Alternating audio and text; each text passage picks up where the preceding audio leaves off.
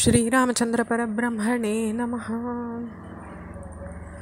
குச்சரனுடைய வழித்தோன்றலுக்கு பிறந்ததுனால கௌசிகன்ற பெயர் தனக்கு வந்ததை பற்றி ராமர்கிட்ட விவரிக்கிறார் கௌசிகர்.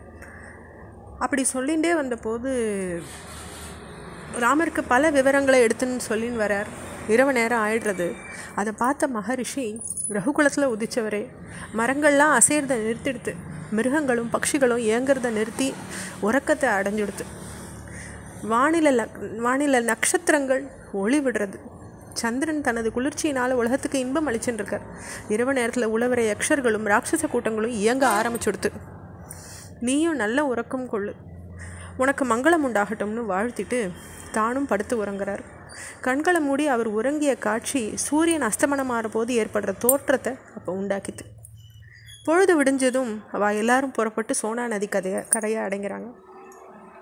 பகல் நெருங்கின போது கங்கை நதி கரையை அடைஞ்சாவா ஹோமங்கள் தர்ப்பணங்கள் செஞ்சு முடித்த பிறகு உணவு உட்கொண்டு கங்கை நதிக்கரையில் அமையிறாங்க.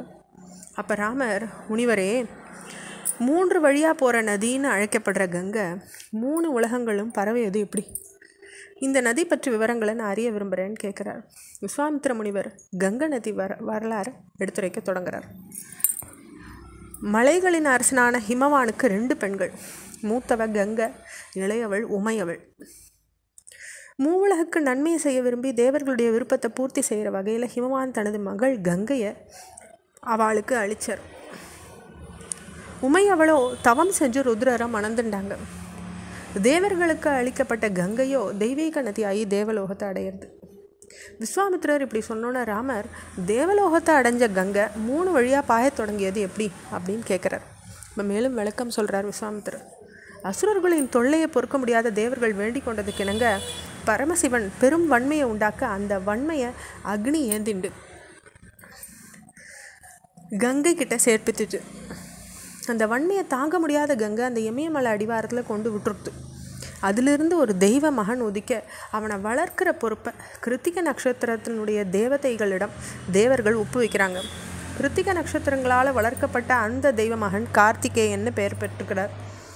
பரமசிவன்கிட்டேருந்து விழுந்த வன்மையின் காரணமாக பிறந்தவர்ன்றதுனால விழுந்தவன் அப்படின்ற அர்த்தம் சொல்கிற வகையில் ஸ்கந்தன்ற பெயரும் அவர் பெற்றுக்கிறார்.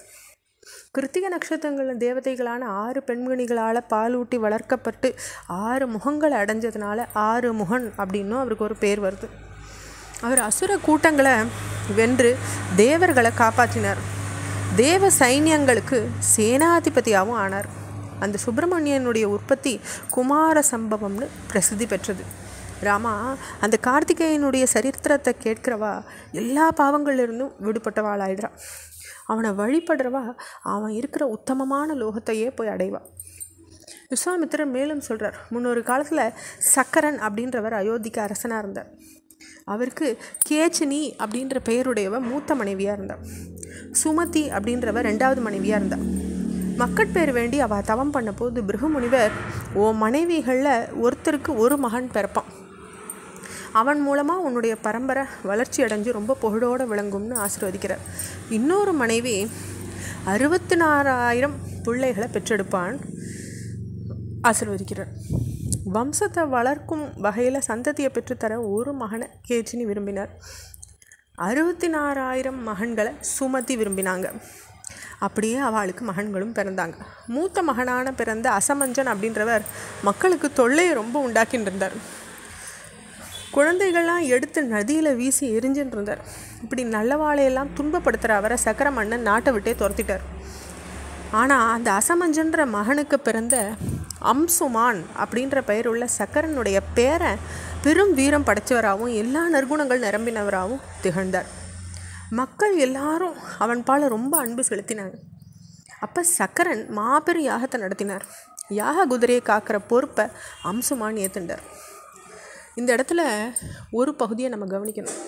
இந்த சக்கரன் தன்னுடைய மகனை துரத்தினதை நம்ம மகாபாரதத்தில் கேட்டிருக்கோம். அதாவது திருதராஷ்டிரருக்கு சொல்லப்படுற அறிவுரைகளில் நம்ம கேட்டோன்றதை நினைவுபடுத்த விரும்புகிறேன். இதனுடைய தொடர்ச்சியை நம்ம அடுத்த பகுதியில் பார்க்கலாம். ஸ்ரீராமச்சந்திர பரபிரம்மணே நமஹ.